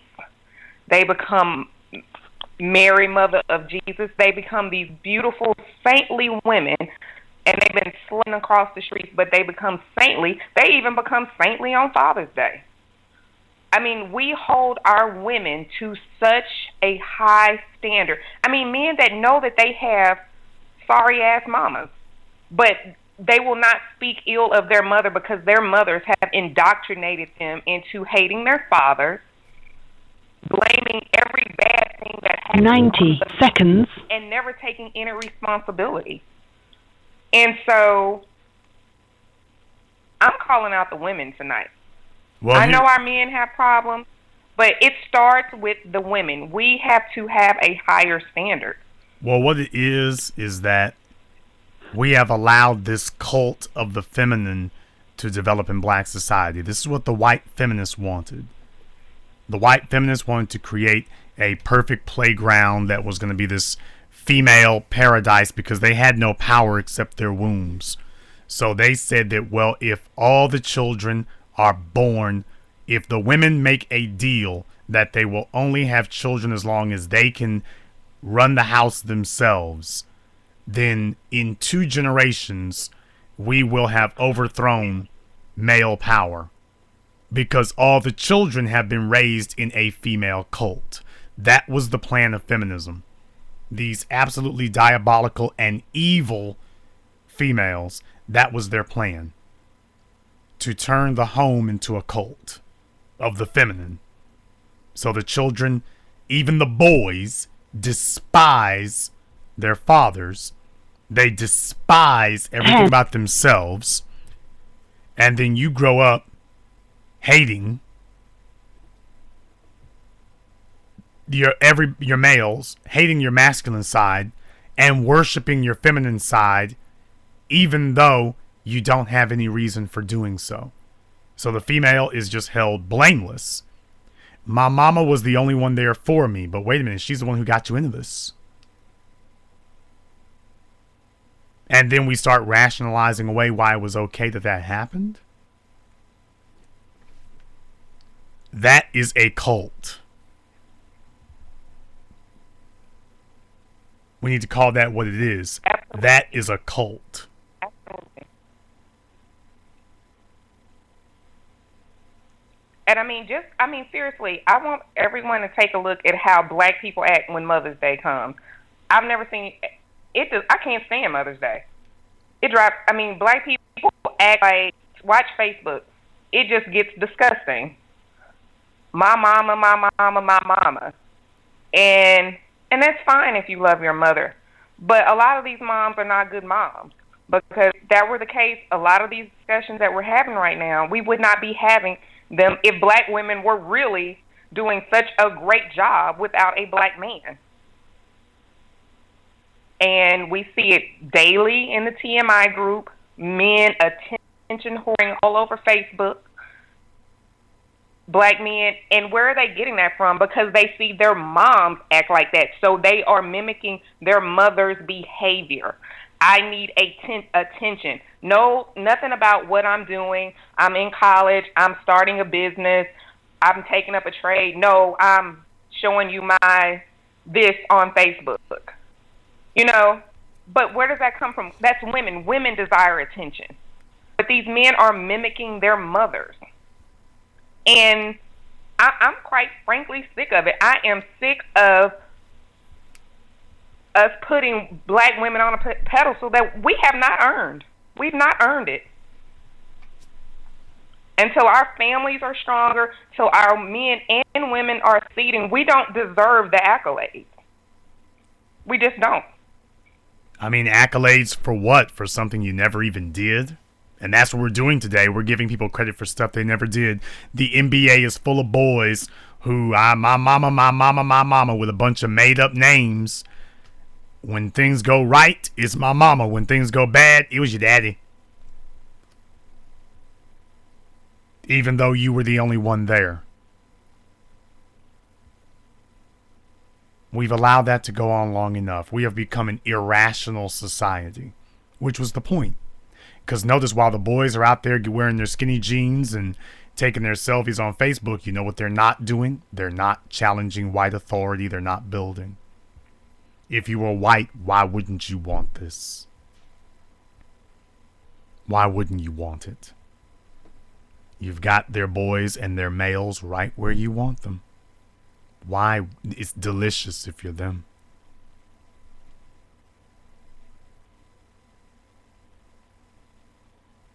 I want to take it a little bit deeper. When you are a male raised in a single mother household and your father is not around, you develop trust issues. You develop trust issues against females, and you develop trust issues against males. So you're in this terrible cycle of not knowing, who to turn to. Yes, your mother is here, but she's struggling. And a woman cannot raise a man. And then your father is not here. So who do you turn to? So there's a lot of black men out here that have trust issues that they haven't resolved. They haven't had the conversation with their mother. To hear her say, I'm sorry that I picked this man for your father. This is my fault.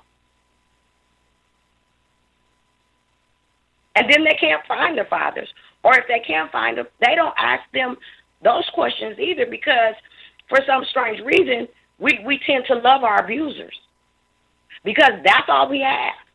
So that's where we go into this fantasy of, mama was always here for me, or my father couldn't do any better, or my mother is doing the best she can. So we make all these excuses, and we have no resolutions that will take us to the next level, because you have to be able to resolve something to move forward. Because if you don't, you keep on piggybacking and coming back to the reason why I keep on failing is because my mother wasn't no good or my father wasn't there. And you keep on saying that over and over again, putting that psyche into you. We have to stop the single mother epidemic. We have to. Like Jason says, we expect adults to act like adults.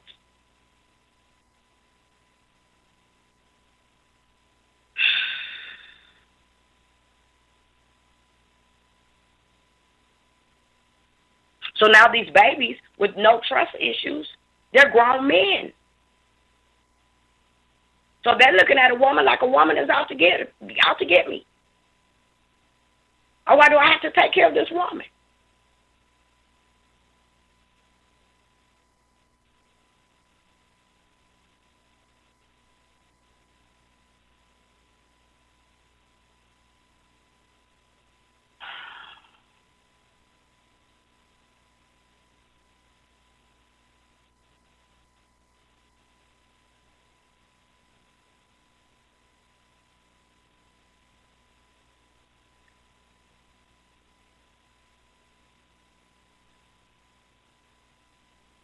She did nothing for that baby. She didn't do anything for that young man. I am furious right now. She did nothing for that baby. She wasn't even a mother. She used none of her nurturing skills or anything that a woman is supposed to do with a child. There's no reason why that baby failed under her guidance. She didn't guide him. He didn't want to go to school. She said, okay. I don't like that he's back there with her. I don't. That's giving her a second chance to do nothing. He doesn't need her to go check in to get a GED. He could do that himself. So she's off working for what? And going to church for what? He's probably like, my thing is this, I'm sitting here and I'm really thinking about this, and the little boy called in. What if the phone gets disconnected? What if he doesn't have a computer that stays on all the time? He's back to square one.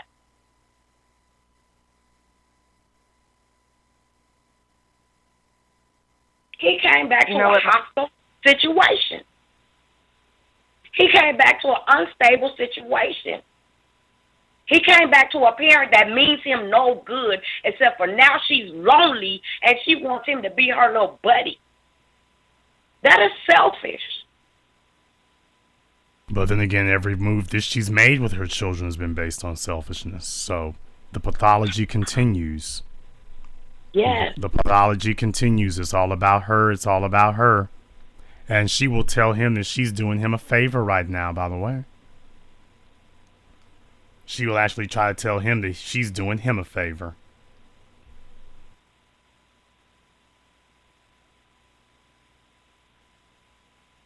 He can't even get a minimum wage. He can't even get a minimum wage job to try to get his way out of this. He can't even get a job and go move back with brother and sister, and they all band together to get themselves out of this.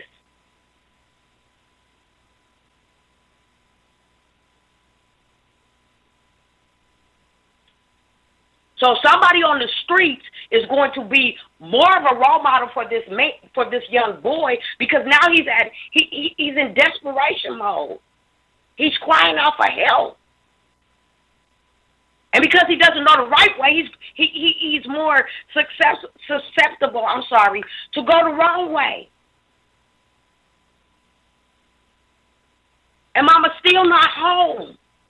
She still hasn't laid down her life for this young baby. Church is not doing nothing for this young man. After she come home from work, all her energy, everything she got should be poured into this baby because she failed him. I don't mind it's a playground for the devil, and he's sitting in that house alone with nobody. You know, that's the other part of it. She's going to church to drown her guilt. Jesus told me that I'm forgiven for not raising my children. So now I don't have to hear y'all tell me I can't feel bad about it. The preacher told me the guilt is gone. You are free. You are not your mistakes. Your children are still living with your actions, but you're guilt-free. Jesus said that you're forgiven. And that you don't have to deal with it anymore. You don't even have to acknowledge it anymore. That's what Pastor Cornbread is going to tell her. You don't even have to acknowledge it anymore. Jesus said that's not your burden. Jesus said your children are grown now. They need to figure it out. Think I'm lying? Yes, no. The church is where adults, and I use that word very loosely, black adults can just totally dump their accountability. As soon as they walk into those doors, they no longer have to be responsible for anything that they do with their bodies, their promiscuity, anything that they spend their money on frivolously and not save or make financial securities for their children. They don't even have to even acknowledge they have children, really. The way that this woman has treated her children, it's pretty much like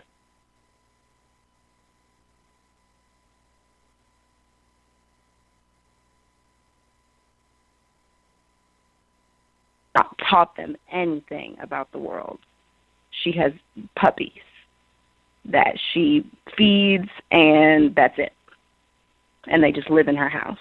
And she has not given them any skills to go on and to make a better life for themselves. Nothing. Like, totally just shirked her responsibility as a human being to your child, to God, and to Jesus. And white Jesus at that. To take care of your black children.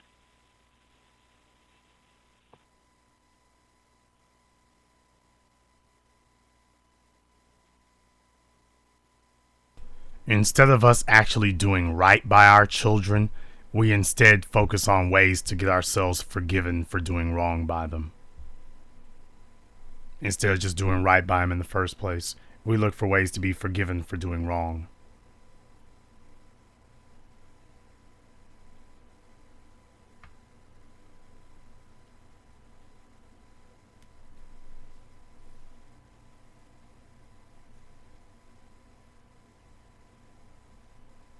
I'll marry a woman with no money. I won't marry a woman with no soul. No scruples, no character.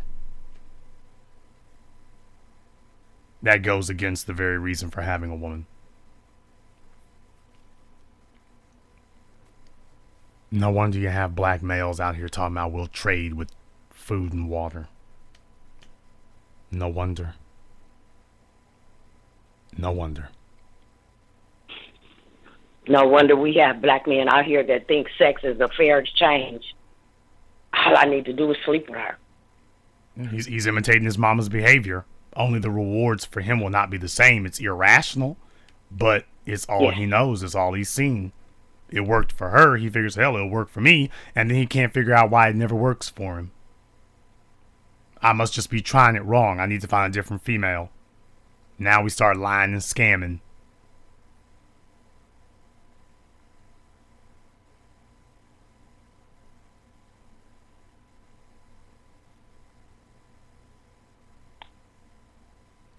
I'll let you ladies have the last word.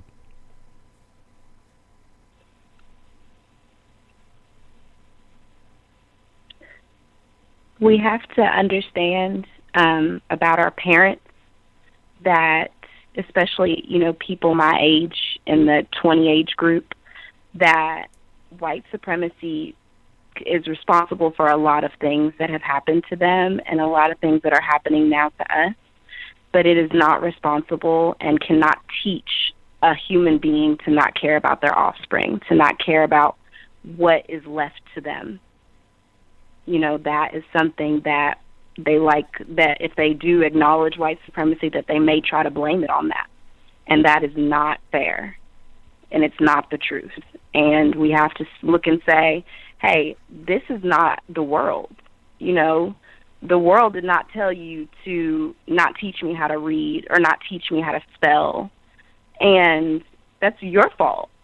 And the fact that, that child is in this situation, that is purely his mother and her psychological insanity is what I would call it. That's insane to even do that.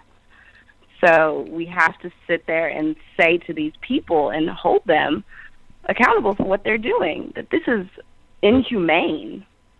This is something you wouldn't even do to animals.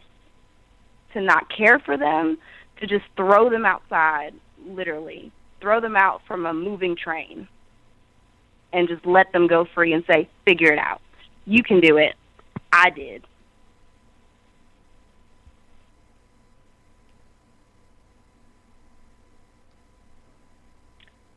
You know what? People say this is 2015 and times have changed, and, what you're talking about, Mona, that's old school. I am saying right now, it is absolutely imperative that we start to go back to some old school traditions. We have to regain value in the chronological order of man, woman, and child. If anybody that listened to this broadcast tonight and listened to this young man and the troubles and the trials and tribulations that he has went through as a baby and thinks it's okay as a woman to get pregnant before you have a husband, to get pregnant before you get a man to put a ring on your finger, to get pregnant before you sit down and have a discussion on how we are going to build a legacy for our children, what plans we have to bring our children to greatness. You must check yourself into Bellevue, and that is a mental institution. This is not a common story. This is not an uncommon story. This is a common story.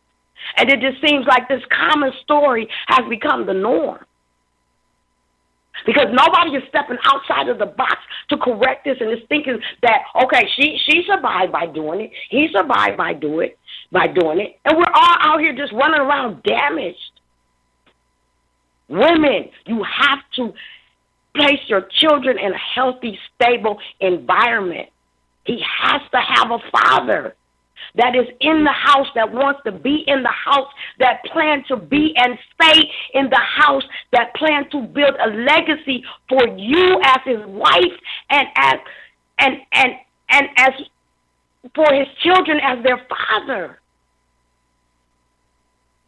It is horrible that we are out here as women just busting out babies with no kind of agenda, hoping that it turns out okay.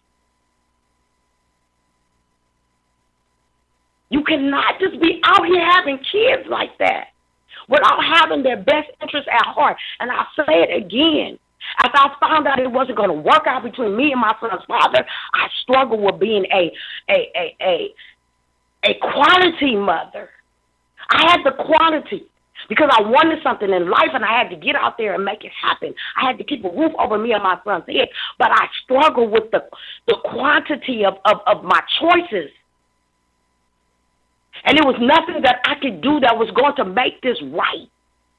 So I caused my son to have to struggle. And we struggled together, and that's not a good look. So at some point in time, you have to learn from your mistakes. But I would hope that you would not make the mistake. Because there's too many women out here that's telling you don't do that. And yes, you should hold yourself to a higher standard. You should want to not be like that person over there. You should want to be the woman that people respect because she did everything the right way, and you know the right way.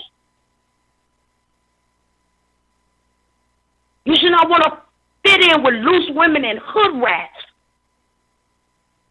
You should want to be an example for what's right. Black first. I just want to say one thing. I just want to piggyback on Mona. She said fitting in with loose women and hood rats.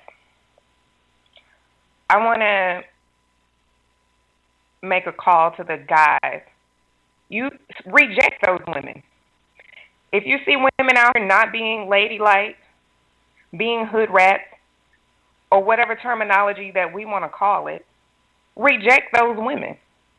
And I say to the women, reject those men who aren't building, who aren't going to school, who aren't focused, who are being players. Reject those men. It starts and stops with us.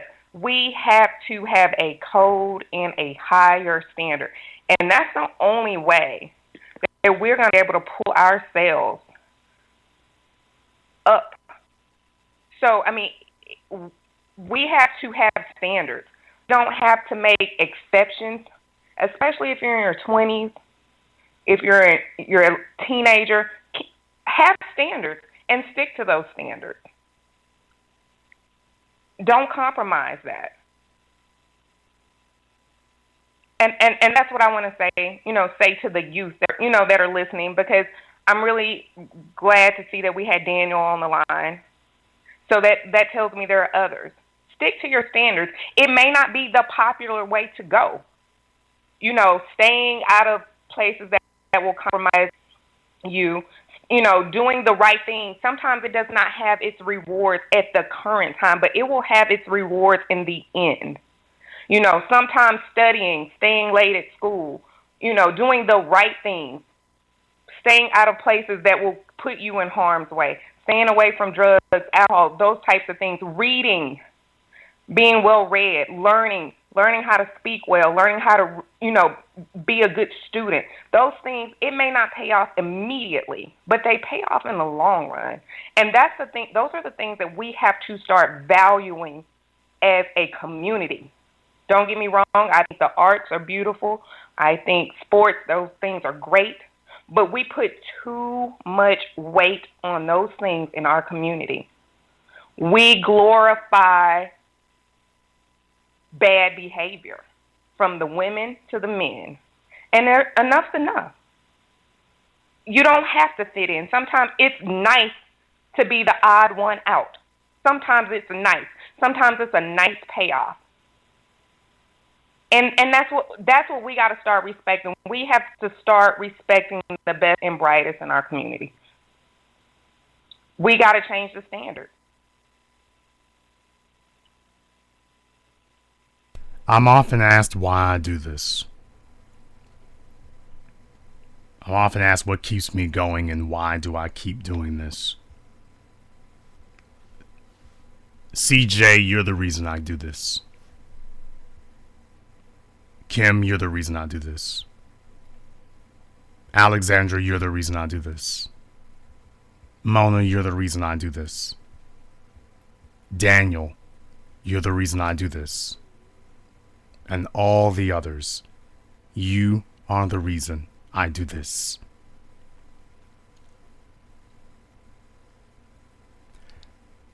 And that's it for TBA After Hours. Tonight I am your host, the Black Authority. Until next time, brothers and sisters from around the world, remember, black is the future, and the future is uncompromising.